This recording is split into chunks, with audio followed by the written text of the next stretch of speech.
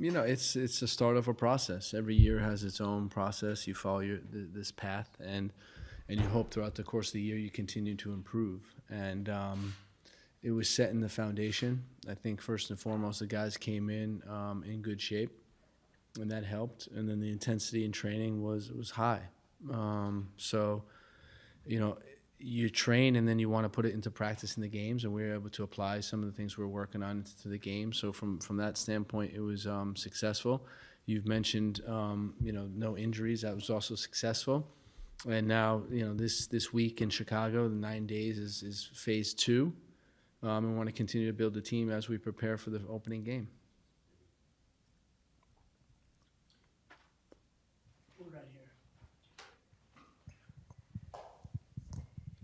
Hey, Coach, Jim Alexander, Rio Talker. What have you seen from the new guys, the new additions so far? I know it's been a short sort of time, but sort of giving you idea of the imagination, what you can do with some of the new additions, especially guys like Robin and the big signings. No, they've been good. They fit right into the group, and they've helped give us depth and give us strength in the squad. I think we have a deeper squad than last year. You can see that already.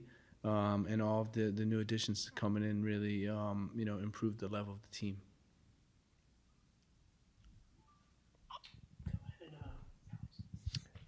Alex Campbell from CHGO. Greg, kind of backpacking on Jim's question, how much of a different experience is it for you to be welcoming new guys into the squad as someone who's now been here for a full year when you're not a new guy yourself? How's it been a different experience for you working with those new signings when you're not making the same adjustments they are?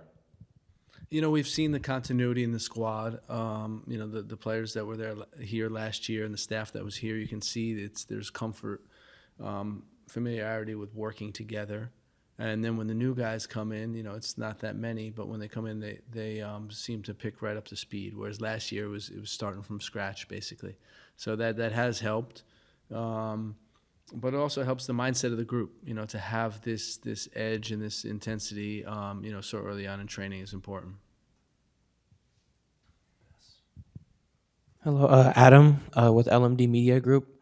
Just how does the experience added in the midfield with Robin and Anton just play a part on the field and in the locker room? And what are your expectations for both of them as veteran players? You can see the routine in both of them, and they both have different ways of affecting the group. Robin has been there in the key moments, able to score goals and able to be very clinical around the penalty box. Anton's been a vocal leader, also someone who works tirelessly and is able to get around the pitch with ease. So both of them have shown already to help the group. Jose Gudiño, Conexión Deportiva. Coach, there are rumors that MLS and Liga MX teams could join the Copa Libertadores in the future. Do you see that as realistic?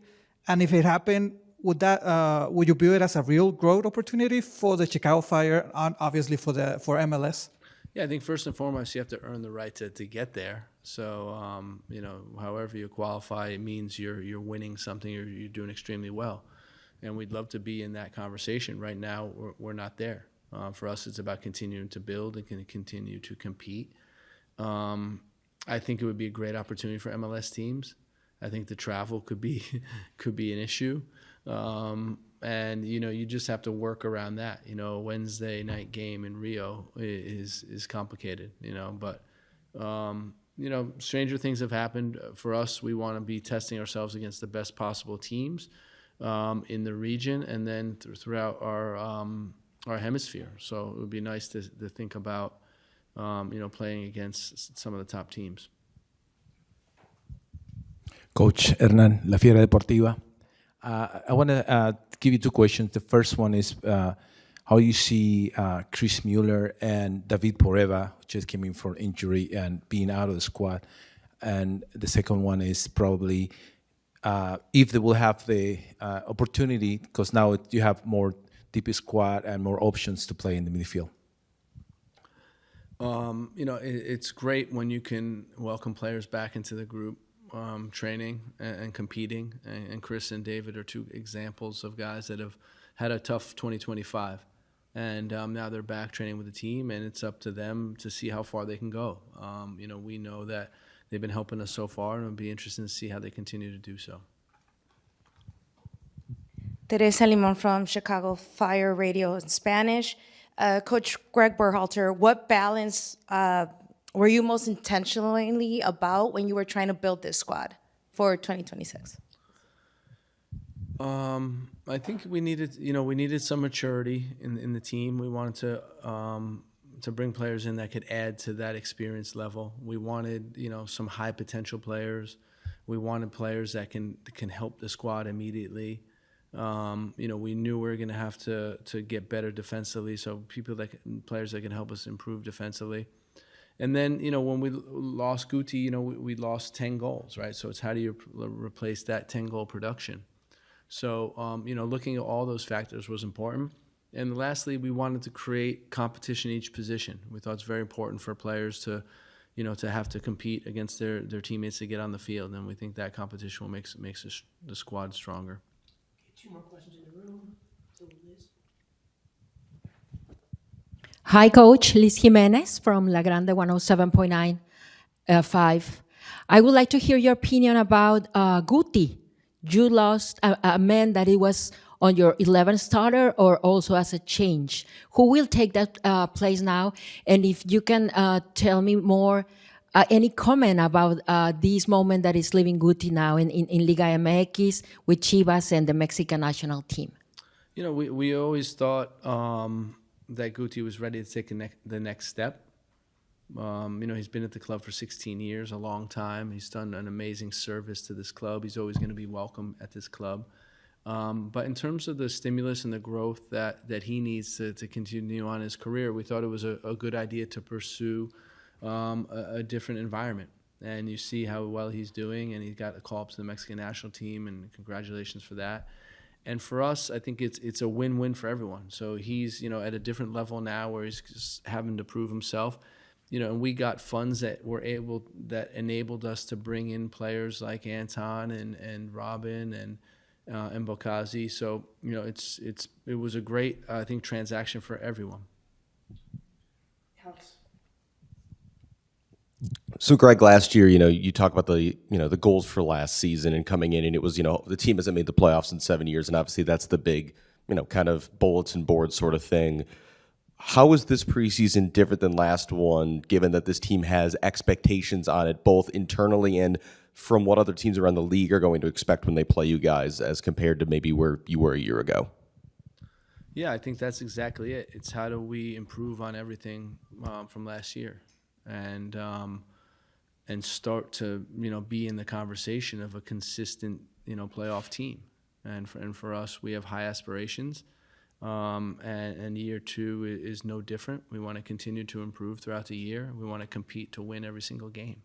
And it's pretty straightforward. If we could do those two things, we'll be in a good spot. Okay, we're going to move to Zoom. Please raise your hand. When I call on you, please unmute. We'll start with Tim.